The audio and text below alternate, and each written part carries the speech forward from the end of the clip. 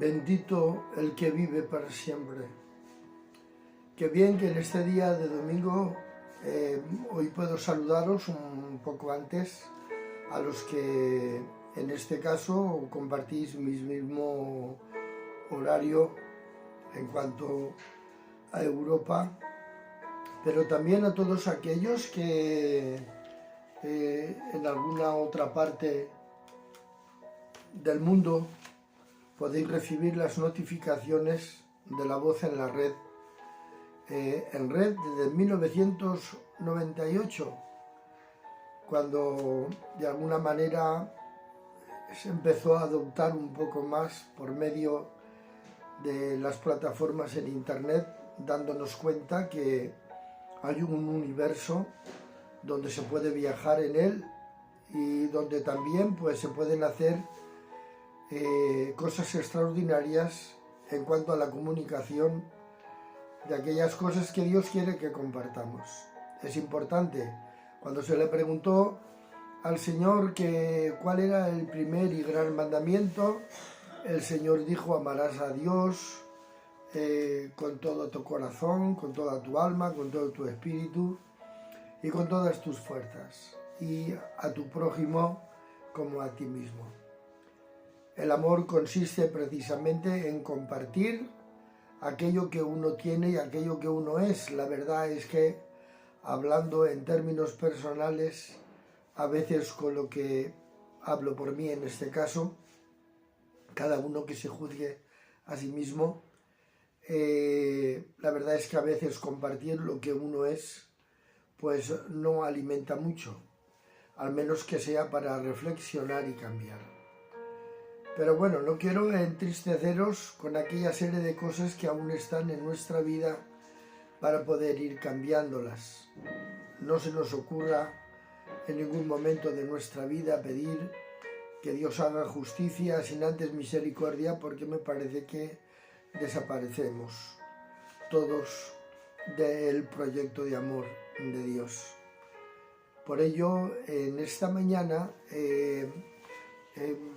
quiero recordaros que José, el que cuenta como esposo indudablemente de la llamada Virgen María, así la vio Dios en la eternidad, dice en el capítulo 53 de Isaías, los capítulos 50, 51, 52, 53, que son capítulos extraordinarios donde la venida del Mesías anunciada desde antes de la fundación del mundo, diría que una virgen concebiría.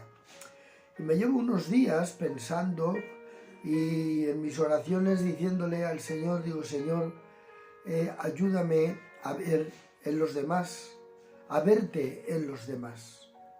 Quiero verte en los demás, aunque con legitimidad, como en este caso José, el marido de María, de la Virgen María, pues tenía el derecho de engendrar cuando fuera su esposa en María. Pero un día, mientras esperaban dentro del desposorio, dentro del noviazgo, esperaban que llegara la ceremonia, María le confiesa que ha venido un ángel, le ha hablado y que ha quedado embarazada del que va a ser el Salvador del mundo, del Mesías. Bueno, José, como era justo, nos dice la Escritura, la ha creído. En ella debería, en el momento preciso y adecuado, haber engendrado José legítimamente. Pero sin embargo, lo que había en la que iba a ser su esposa engendrado no era suyo, pero era de Dios. Y por lo tanto, como era de Dios, él, su justicia, le hizo, en la conversación que tuvieron entre los dos, José la creyó y la guardó y no la difamó, sino que la guardó. Vio a Dios engendrado en María. Y yo me llevo unos días diciéndole al Señor: Señor, ayúdame a ver a verte en los demás. Desgraciadamente, la falta de ese equilibrio de justicia en nuestra vida nos evita a ver a Dios en los demás engendrado, aunque sea tan solamente en una semilla, porque Jesús entró como la semilla del Espíritu del Verbo, pero era tan solamente una semilla que aún no se había desarrollado. Y José se dedicó a cuidar que aquella semilla engendrada de Dios, siendo Dios, dentro de la santa matriz de aquella santa mujer, debía de ir desarrollándose. En ello se ve verdaderamente el equilibrio de nuestra justicia cuando no matamos la semilla de Dios en los demás, sino que vamos dejándola que crezca, aunque no sea nuestra semilla, aunque no sea lo que nosotros verdaderamente queremos engendrar en los demás. Lo importante es que lo que veas a tu alrededor, en tu familia, en tus amigos, aun en aquellos a quienes no le caigas bien, veas que lo que tienen es de Dios, aunque sea en una semillita pequeñita. Nunca te conviertas en una tormenta de verano que destruye por completo la semilla de Dios en los demás, aunque la semilla de Dios, ya digo yo, que lo que es de Dios sigue adelante. Recuerdo que Jesús lo dijo, y si Jesús lo ha dicho, es cierto y verdad. Jesús dijo: toda planta que es plantada por mi Padre no será desarraigada. Por lo tanto, Dios siempre nos cubrirá del milagro preciso y necesario para que la vida que Él ha engendrado en nosotros se vaya desarrollando para la gloria y la honra de su nombre. Esto es La Voz en la Red en este día de domingo. Y quiero aprovechar para deciros que hoy estamos en el capítulo 12 del libro que escribió el hermano Clement Le Cosec, el apóstol de la nación gitana, en este último siglo.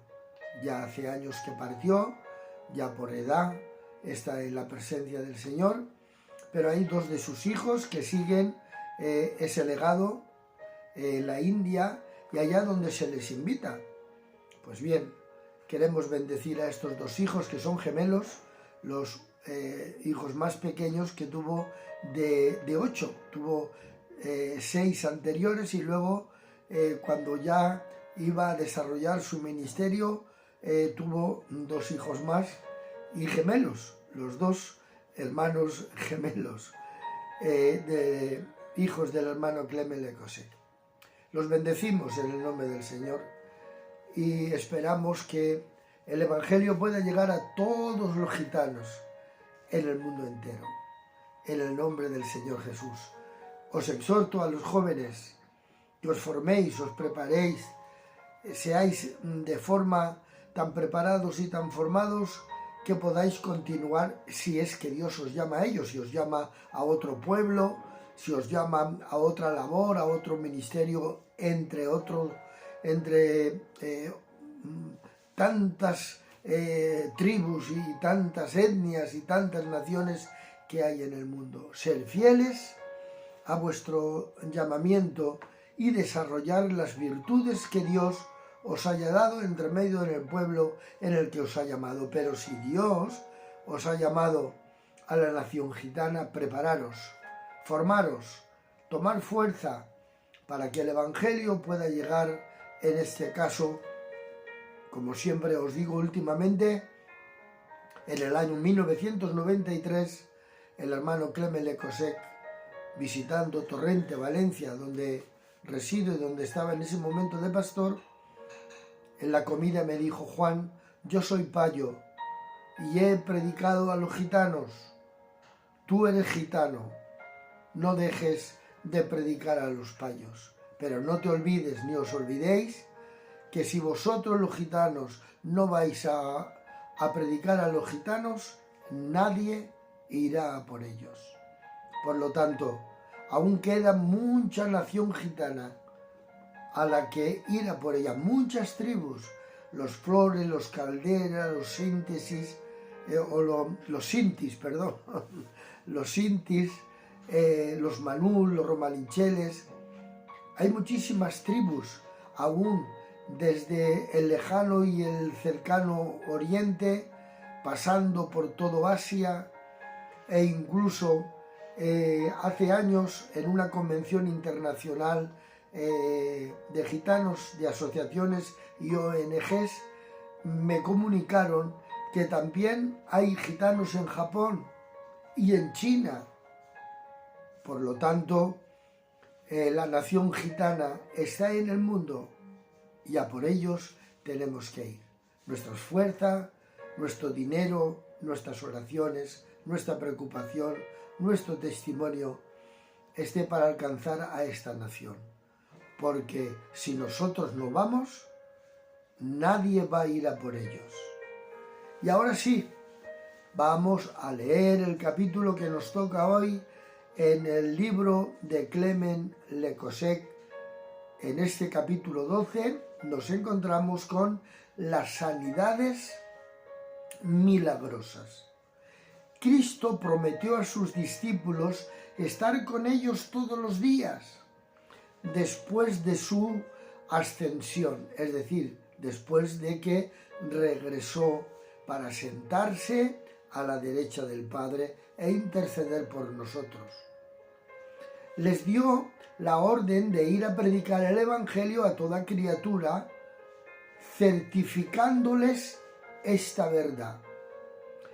Y estas señales seguirán a los que creen. Sobre los enfermos pondrán sus manos y sanarán. Si queréis saber dónde se encuentra, está documentado en el Evangelio según San Marcos, capítulo 16, los versículos 17 y 18. Y cuando los apóstoles se fueron a predicar en todas partes, el Señor les ayudaba confirmando la palabra con los milagros que la acompañaban. Se encuentra documentado en Marcos capítulo 16, versículo 20. Los milagros, nos dice Marcos en 16:20, que confirmaban la palabra. ¿Qué palabra era la que confirmaban los milagros que les seguían? Ellos no seguían a los milagros les seguían a ellos. ¿Y qué palabra era la que confirmaban? Pues la palabra, sencillamente, de lo que habían dicho desde el principio los profetas. Jesús, el Mesías, tenía que venir conforme a los dichos de la palabra. Tenía que engendrarse conforme a la palabra. Tenía que vivir conforme a la palabra. Tenía que morir conforme a la palabra. Tenía que resucitar conforme a la palabra. Y de ese modo, lo que los milagros hacían eran confirmar que el Mesías había cumplido con todas las etapas que os estoy relatando.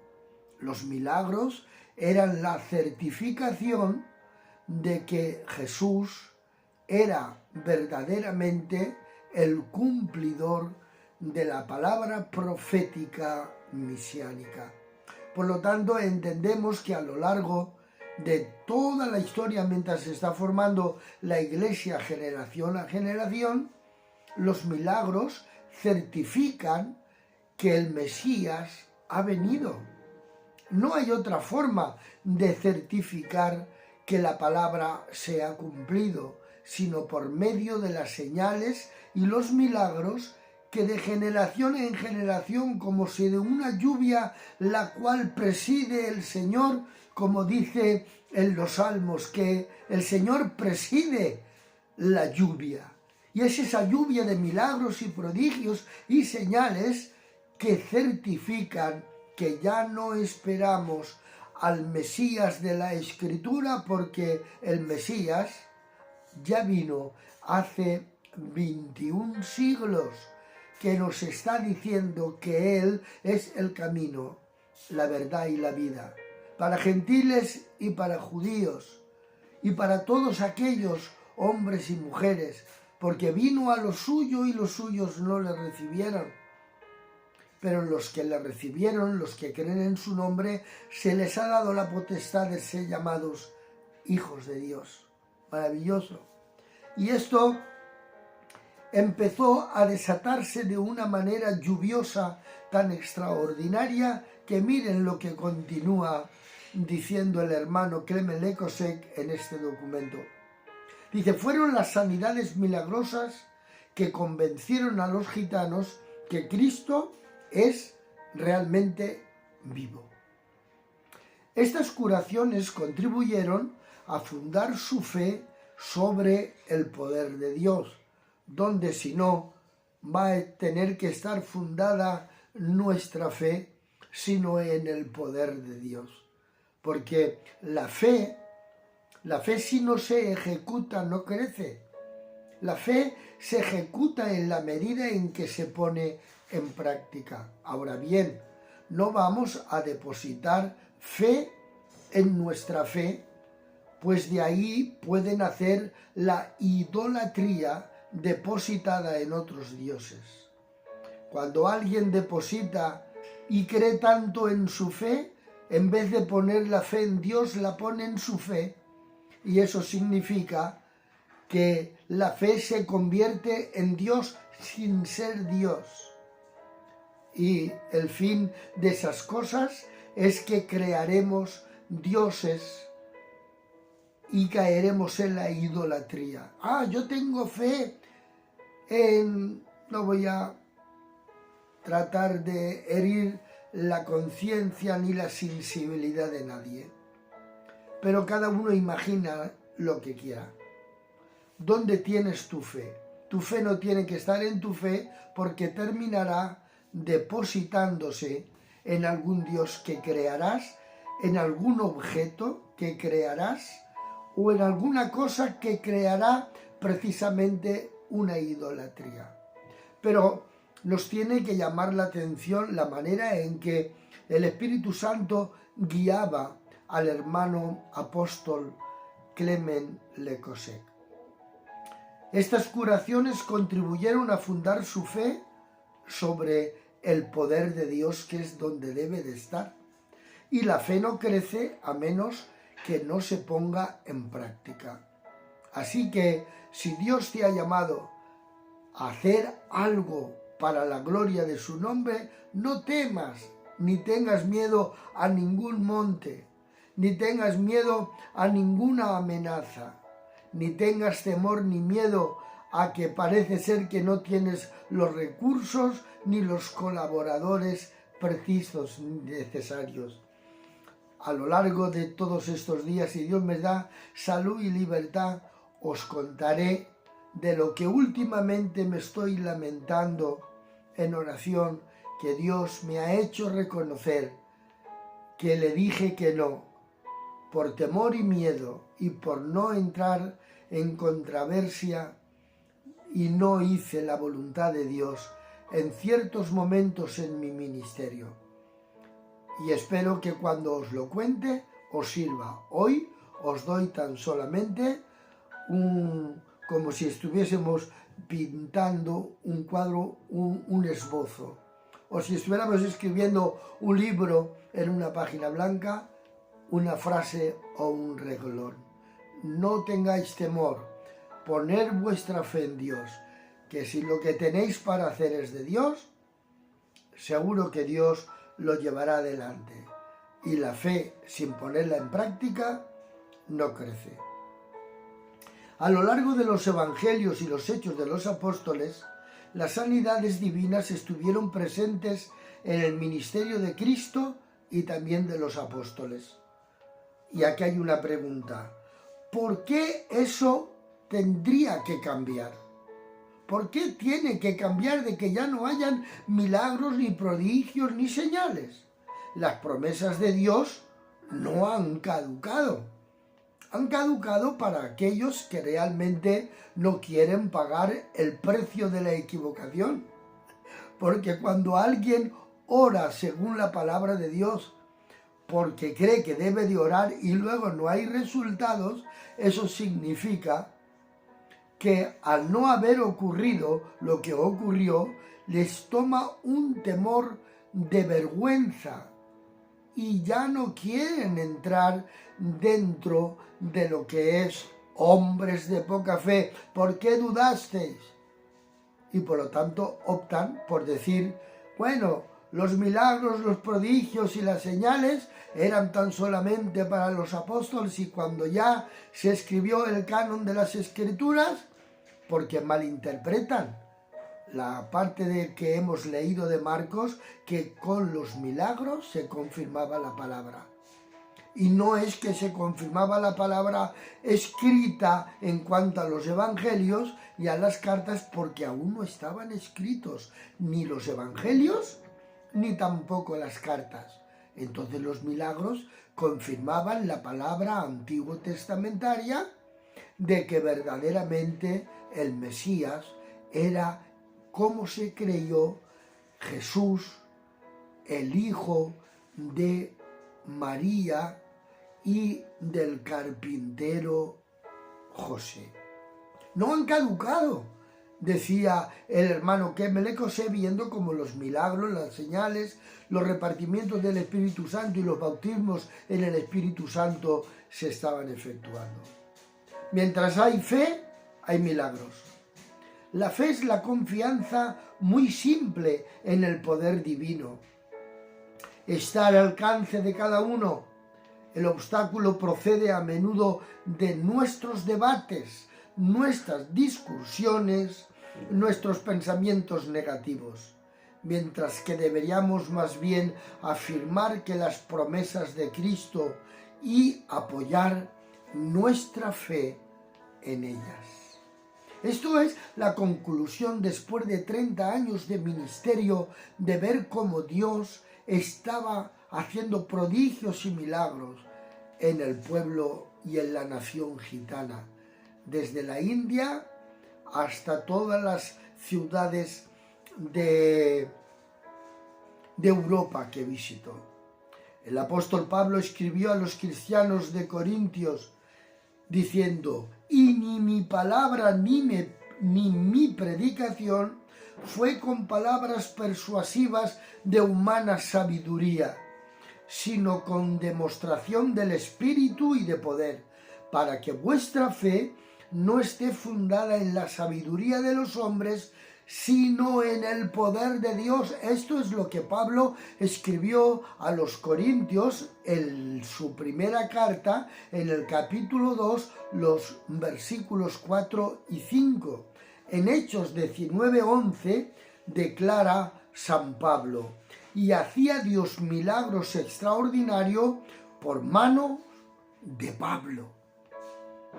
Pablo entendió que la fe no podía estar confirmada por la sabiduría ni la filosofía de su tiempo, ni la filosofía que querían engendrar los griegos. Y Corintios necesitaba entender lo que Pablo vio muy claramente.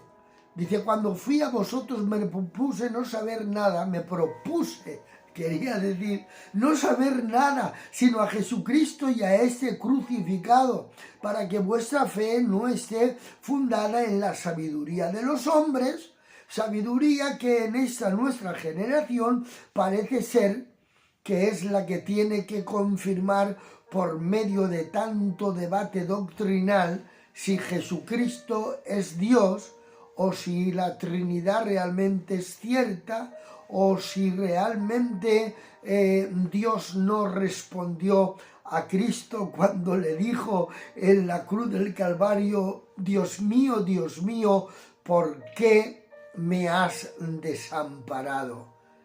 Todas las discusiones que han venido desde el vaciamiento, desde las 3 imputaciones que recibió Cristo en la cruz han dado para tanto y tanto debate, cuando realmente lo sencillo tendría que ser que si le hizo una pregunta, hubo una respuesta. ¿O acaso cuando Jesús oró allí en Betania y le dijo al Padre, levantando sus ojos al cielo: Padre, yo sé que siempre me oyes, pero digo esto por causa de la multitud, para que crean que tú me has enviado? ¿Acaso creen ustedes que cuando Jesús pregunta en la cruz del Calvario: Dios mío, ¿por qué me has desamparado? ¿Acaso no va a haber una respuesta de parte de Dios? Lo que pasa es que no está documentada. Pero claro que Dios Padre le respondió. Y cuando hubo una respuesta, fue cuando Él entregó el Espíritu. Porque hubo una respuesta del Padre hacia Cristo. Luego han venido todas las discusiones, y todas esas discusiones nos dice el hermano Clement Lecosec en este documento póstumo, porque ella está con el Señor, dice: todo esto lo que nos ha llevado precisamente es a negar que Dios sigue persiguiendo a hombres y a mujeres con sus señales, sus prodigios y sus milagros. Conscientes de la necesidad de las curaciones para confirmar su predicación, los apóstoles suplieron al Señor, oraran así: concede a tus siervos con denuedo hablen tu palabra, mientras extiendes tu mano, para que se hagan sanidades y señales y prodigios mediante el nombre de tu santo Hijo Jesús. Esta fue la oración del grupo de iglesia que estaban recibiendo las amenazas, la información de las amenazas que le habían dado a los apóstoles los gobernantes, tanto políticos como sacerdotales, que no querían que sanaran ni nombraran a Jesús en las sanidades.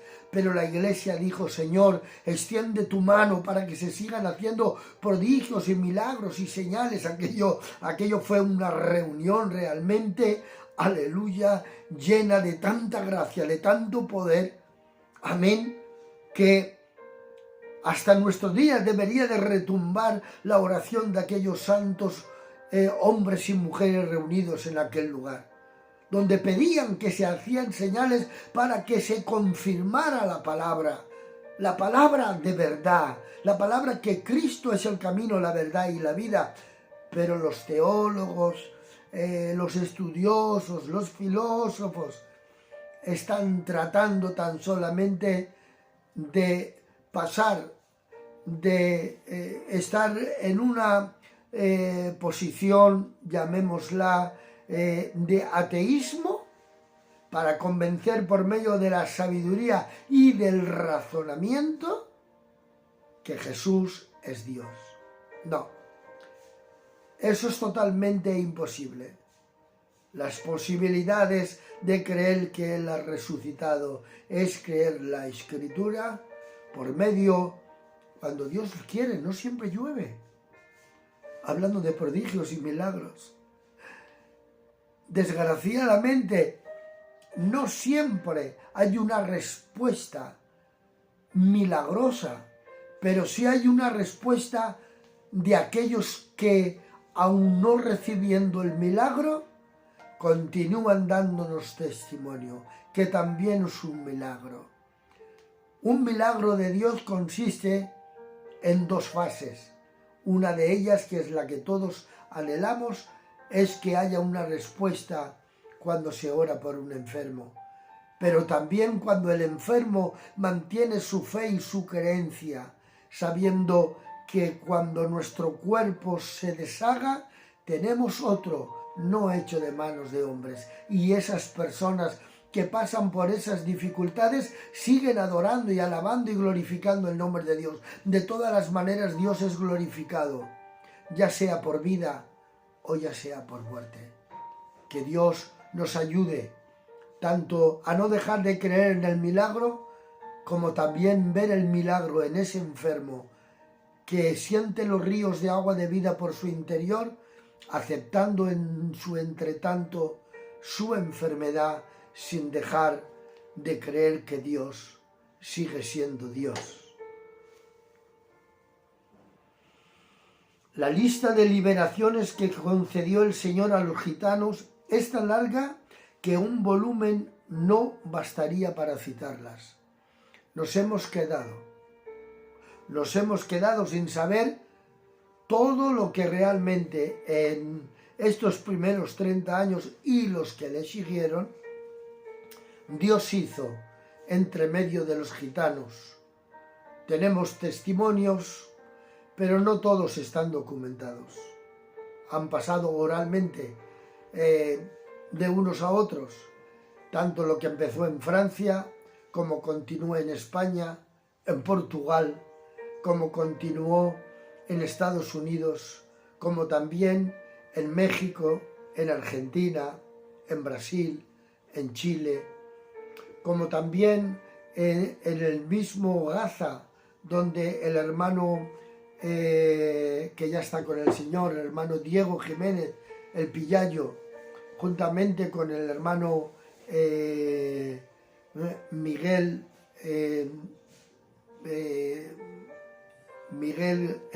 Carbonell, que no recuerdo el primer apellido, Palacios Carbonell, y también el hermano Eugenio Iglesias Carbonell, que visitaron también, como no, Jerusalén, y estuvieron en Gaza predicando a los gitanos, y en otras muchas naciones. Pero tenemos con un renglón más que suficiente para decir que el árbol que olvida sus raíces termina muriendo de sed. Por lo tanto, sigamos pidiendo que la lluvia de milagros, prodigios y señales continúe en el medio del pueblo. La lista de liberaciones que concedió el Señor a los gitanos es tan larga que un volumen no bastaría para citarlas. Mencionaré solo algunos testimonios, entre cientos, para demostrar que Cristo Jesús puede y quiere sanar a cualquiera que cree en Él y cree en sus promesas. Por lo tanto, si en esta mañana hay entre nosotros alguien que está enfermo, él o conoce a alguien de su familia, de sus amigos, de sus enemigos que están enfermos, Dios puede sanarles. Uno de los primeros convertidos me contó esto. Acampamos cerca de un lugar llamado Saint-Brieuc cuando cayó enfermo mi hermano. El doctor le hizo una radiografía y encontró algo anormal en el cerebro. Desde unos días ya no comía y cayó sin conocimiento. El siervo de Dios, llamado Mandaz, le impuso las manos en el nombre del Señor y inmediatamente nos pidió de comer, estábamos en la caravana. Fue necesario ir a la tienda de enfrente. Es la primera curación que recibimos del Señor en nuestra familia, cuenta este hombre. Sobre un lugar de campamento había en una de las caravanas una mujer que sufría desde hacía 10 años. Estaba casi paralizada y tenía fiebre. Mandaz le habló del Señor y le dijo: el Señor es todopoderoso para sanarte. ¿Lo crees? Sí, creo. En el nombre de Jesús, levántate, cocina como debías de hacerlo y prepáranos un café. Se sentó esta mujer al instante y dijo el siervo de Dios, y nos hizo café. Una tremenda unción de aceite. Otro día, un gitano de la tribu de los Manús, que se había convertido a Cristo y se bautizó en el agua, oyó hablar de milagros que hacía el Señor en Bretaña. vino hacia el siervo de Dios Mandad y le dijo: hermano, vengo a verte para que ores por mí. Sufro atrozmente del estómago día y noche. Puesto que eres cristiano, voy a ungirte con aceite en el nombre del Señor, y el Señor te sanará, como está escrito en la palabra de Dios. Y le dijo el siervo de Dios: ¿lo crees? Y dijo: sí, creo. Entonces ponte de rodillas. Pero ¿cómo ungir con aceite? Esto es una pregunta que hace en este caso en el libro. ¿Qué problema? El texto del capítulo 5, versículos 14 y 15 de Santiago, precisamente, solamente ungiéndole con aceite en el nombre del Señor, el Señor lo levantará. ¿Se acuerda entonces el siervo de Dios Mandad haber leído un relato del Antiguo Testamento que precisa que los reyes serán ungidos con aceite con ayuda de un cuerno? Él lo leyó en 1 Samuel 16, 1 al 13.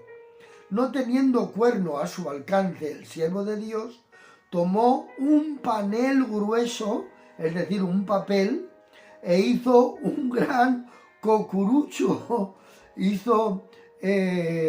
con aquel papel grueso. Lo llenó con cerca de medio litro de aceite de oliva y luego lo derramó el aceite sobre la cabeza del enfermo y le dijo una voz muy fuerte: en el nombre del Señor te he ungido con aceite, sé sano de tu mal. El aceite se derramó sobre la cabeza, la cara, la ropa, haciendo pensar en el texto del Salmo 133. El aceite precioso desciende sobre la barba de Aarón. Al mismo instante se levantó el enfermo, se sanó perfectamente, sus dolores desaparecieron. Era tanto la creencia en lo que realmente se leía que dijo: nada, aquí hay que hacer como los profetas. Eso ya no se nos va a ocurrir a lo largo de que ha habido conocimiento que no era preciso ni necesario derramar medio litro de aceite por la cabeza para orar por el enfermo, solamente con un poco de aceite tocando en cualquier parte de la cabeza, no sé, dice la Biblia, ungir con aceite, Santiago, en la carta de Santiago. Pero lo extraordinario es que la enfermedad desapareció. En la ciudad de Auroch, una joven gitana que esperaba el nacimiento de un niño fue ingresada en urgencias.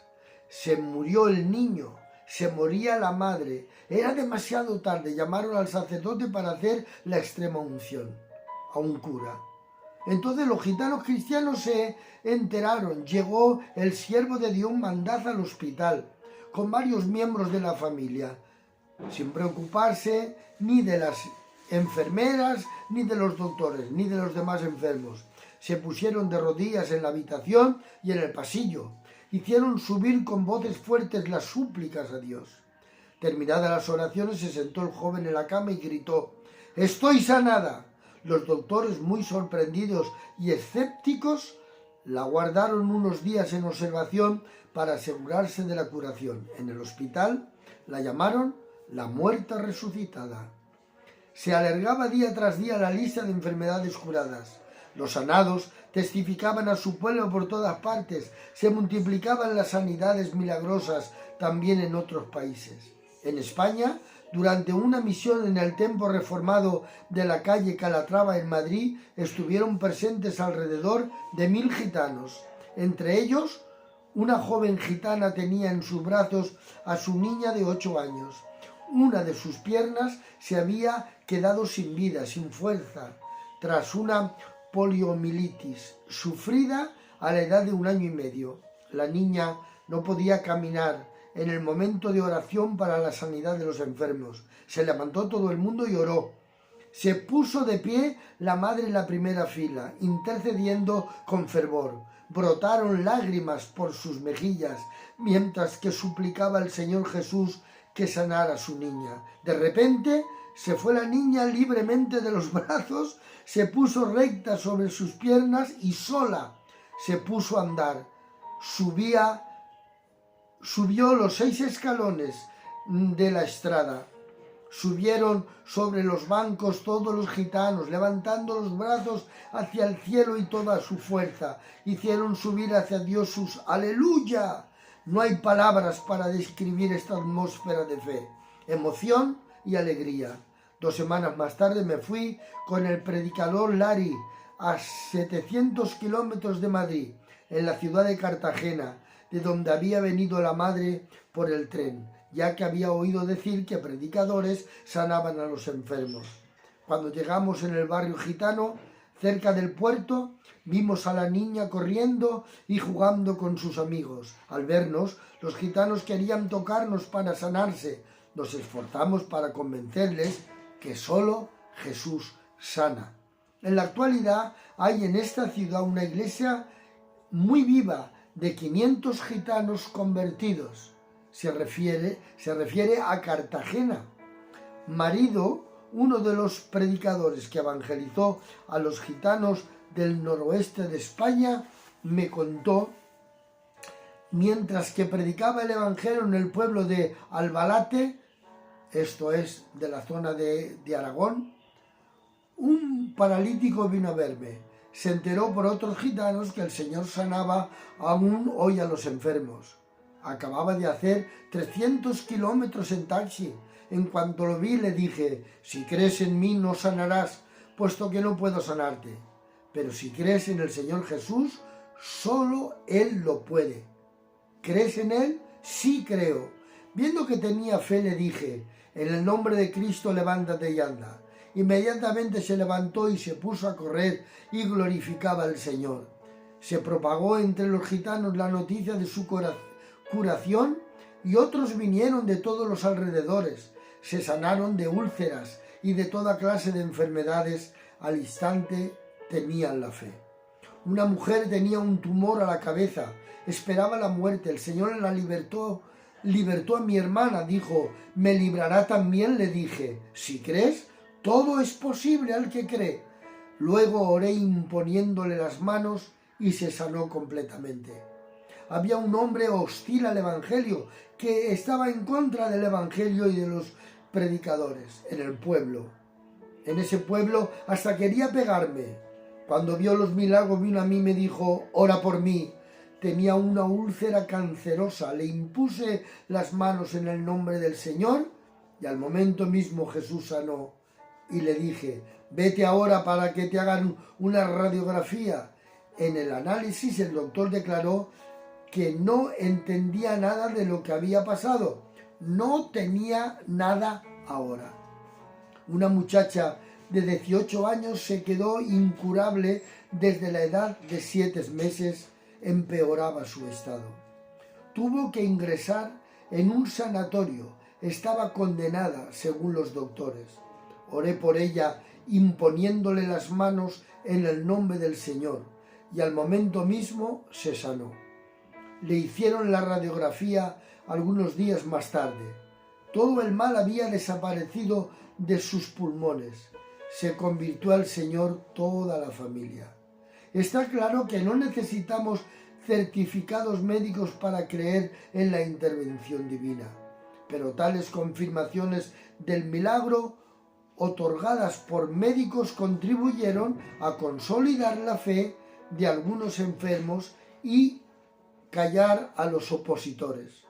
El libro de los Hechos de los Apóstoles no menciona certificados médicos de los numerosos milagros, pero todos ocurrieron.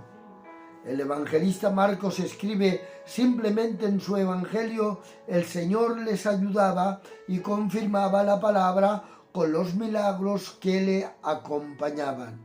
Lo mismo ocurre hoy. Cristo ayuda a sus siervos a confirmar su palabra con milagros. Un domingo del año 58 de 1900, los gitanos, pasando en una calle de Rennes, oyeron cantar cánticos. Entraron en el local de donde provenían estos cánticos. El predicador habló de Jesucristo el Salvador. Al final de la reunión, asombrados de constatar que no oraba por los enfermos, como era costumbre en las reuniones evangélicas, le hicieron la observación al pastor, y el cual respondió: desde que se escribió la Biblia entera, el tiempo de los milagros ya pasó. Sin embargo, respondieron los gitanos: nosotros vemos al Señor hacer milagros entre nosotros. ¿Por qué? Sí, pero para ustedes es diferente, dijo muy molesto el responsable de esta comunidad. Ustedes no saben leer. Esta es la razón por la cual Dios les concede los milagros. ¡Qué forma de ir en contra de lo visible! Claro, entre ustedes los gitanos, le dije este predicador en el año 1958, que no es aquí y ahora. En 1958 ya se estaba en contra de los milagros que continuaban. Ya estaba la teología de que la palabra ya estaba confirmada y que ya no había necesidad de milagros. Entonces los gitanos le dicen a este predicador, dice: ¿y entonces por qué entre nosotros se ocurre? Dice: claro, porque ustedes no saben leer, y al no saber leer, pues Dios tiene que hacer milagros. ¡Qué manera tan diabólica de entorpecer la presencia y el poder del hombre y la presencia del Espíritu! La conclusión lógica de los gitanos era entonces evidente. Es mejor que no aprendamos a leer, dijeron con ironía. Dijeron: pues entonces no queremos aprender a leer, y así los prodigios, los milagros y las señales seguirán y continuarán en medio de nosotros. En 1950 el predicador Laver, que iba en las reuniones evangélicas en Neuburg, en Normandía, testificó en estos términos: la abuela de mi mujer era miembro de la iglesia evangélica está puesto en francés, lo diré tal cual está aquí, en Saint-Étienne du Rombray, cerca de Rouen. Fue por su testimonio en la familia que tuve conocimiento de la palabra de Dios, y luego frecuentamos la misma iglesia en Nantes, a principio del avivamiento. Estaba con nosotros la familia de Rence, una familia de viajeros. Uno de sus nietos de 5 años tuvo una meningitis fulminante. El doctor Tanguay perdió toda esperanza de salvarlo. Volveré de nuevo mañana a las 8 horas para firmar el acta de la difunción. Y dijo: a medianoche fuimos a casa del pastor y dijimos: la traemos casi muerto, la traemos casi muerta. Nos pusimos todos de rodillas y oramos. Poco a poco el calor volvió de nuevo en su pequeño cuerpo, y al día siguiente volvió el doctor. ¿Dónde está el niño Rose? ¿En qué caravana? Allí está el niño, doctor, es él. Bien, he traído el acta de difunción que debo de firmar. ¿Dónde está el niño? No podía negar la evidencia. Después de escucharnos, el doctor examinó al niño y dijo: eso es un milagro. Todas las familias que acampaban juntos dieron corazones al Señor. Había las familias de Roud, Salaud, Beige, en total 31 personas. Después de bautizarnos, nos dijo el pastor: id a Rennes, allí hay un hermano que se encargará de vosotros. Amén. Bueno, pienso que es un momento de terminar, aunque no he terminado, quedan aún unos cuantos testimonios, pero esto lo tendremos mañana, Dios mediante, para que no se haga muy largo, porque son más milagros. Continuaremos mañana con esos, terminando estos milagros, y también empezaremos con el capítulo 13, si Dios así lo desea. Y le dijeron los gitanos: si para que hayan milagros no tenemos que saber leer para no leer la Biblia, pues que sigan no vamos a aprender a leer. Que Dios os bendiga muchísimo. Cuidaros. Un fuerte abrazo para todos. La Voz en la Red, una voz que clama en Internet.